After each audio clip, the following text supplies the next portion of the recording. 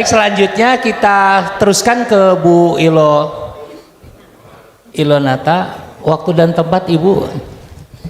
Terima kasih Prof. Assalamualaikum warahmatullahi wabarakatuh. Waalaikumsalam. Perkenalkan dulu, saya Ilona Juwita. Di sini duduk sebagai Wakil Ketua Umum SMSI bagian bisnis dan media digital. Sehingga izin saya mau memberikan komentar dan tanggapan terhadap agenda besar ini dari segi bisnis, gitu ya. Jadi kalau dari teman-teman yang lain, dari bapak-bapak ibu yang lain sudah menyoroti bagaimana dari segi pendekatan konten, kemudian regulasi dan lain-lain, izin saya mengomentarinya dari segi pendekatan bisnis. Jadi yang saya juga apresiasi bahwa banyak media konvensional atau media digital yang sudah hadir sekarang mulai menumbuhkan satu saluran media baru.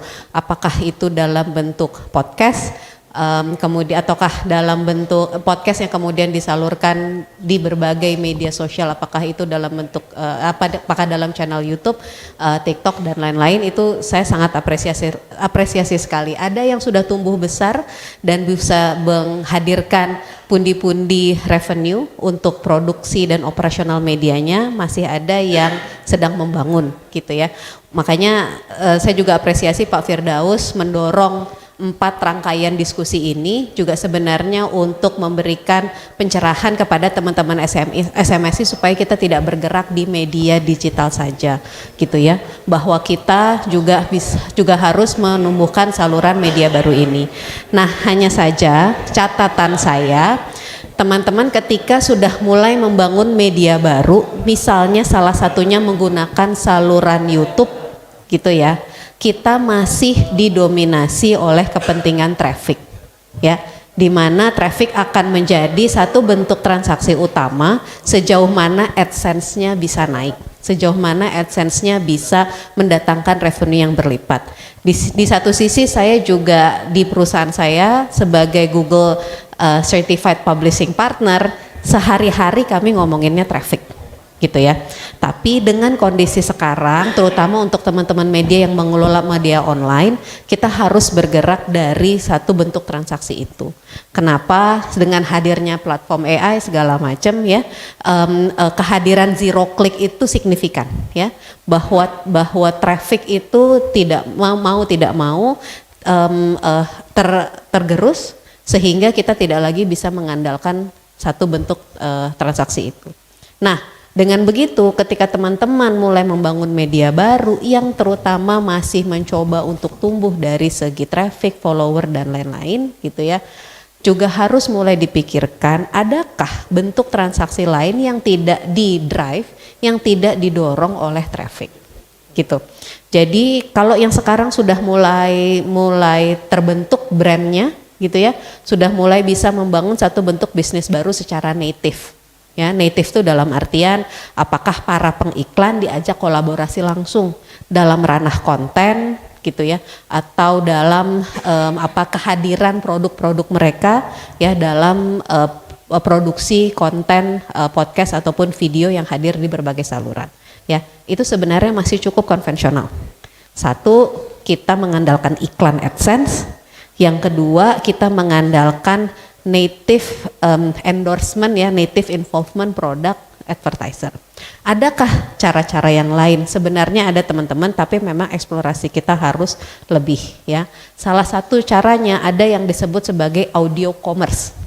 Ya, audio commerce itu dalam artian apa? Untuk teman-teman yang mengelola media baru di ranah podcast, wajar saja kemudian mendorong conversion ya, yang datang dari kontennya teman-teman langsung.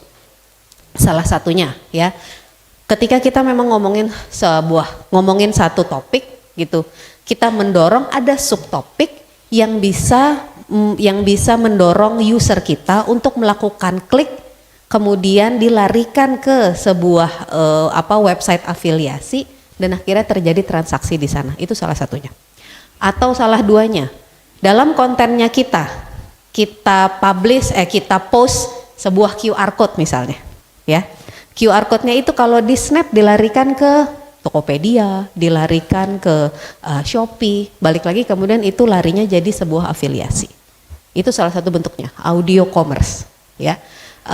Jadi bergerak di luar dari sekedar iklan, bergerak di luar dari sekedar native, tapi sekarang kita ngomongin audio commerce. Itu sudah tiga bentuk bisnis, turunan bisnis untuk media baru. Yang keempat menurut saya gini. Teman-teman ini sudah cukup kuat sebenarnya punya media, ya. Bagaimana sekarang kita kondisikan media kita sebagai brand ini sebagai sebuah kekayaan intelektual, ya. Sekarang yang sekarang sedang cukup populer adalah membangun sebuah bisnis kekayaan intelektual atau disebut bisnis IP. Oke. Jadi kalau di teman-teman media yang punya certain branding atau IP sendiri, mereka sekarang sudah bergerak bisnisnya di luar bisnis mendistribusikan konten, sudah bergerak di luar dari bisnis media pada umumnya. Baik. Bisnis kekayaan intelektual itu seperti apa? Intinya kita menggunakan aset, ide, ciptaan untuk kemudian dieksplorasi, menghadirkan sumber-sumber revenue stream baru. Waktunya 2 menit lagi, Bu Ilona. Siap Pak Prof. Jadi mulailah mencari ruang-ruang baru untuk memonetisasikan kekayaan intelektual yang teman-teman pegang, gitu. Sederhananya nih kemarin saya baru di BXChange beli, mungkin ini nggak relevan tapi saya cuma kasih contoh aja ya. Di BXChange saya kemarin ada di sebuah IP, mungkin teman-teman tahu namanya Tai Lalat ya, sebuah IP yang di BXChange dia buka playground. Kalau teman-teman tahu Tai Lalat itu dulunya apa? Komik. Ya, dulunya komik. Memang ikonnya, kalau tadi kan beli Komang juga tekankan kalau bikin media baru diangkatlah figur wartawannya, figur redakturnya supaya ada kedekatan secara personal. Ya, ada kedekatan dari seorang influencer. Ini hal yang sama. Si Tai Lalat ini mengawali kehadirannya di industri sebagai sebuah komik.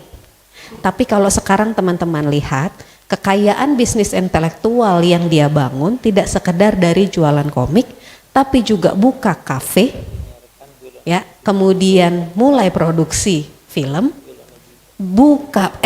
produksi banyak merchandise yang diperjualbelikan, dan yang terakhir di BXChange kemarin mereka buka playground. Oke?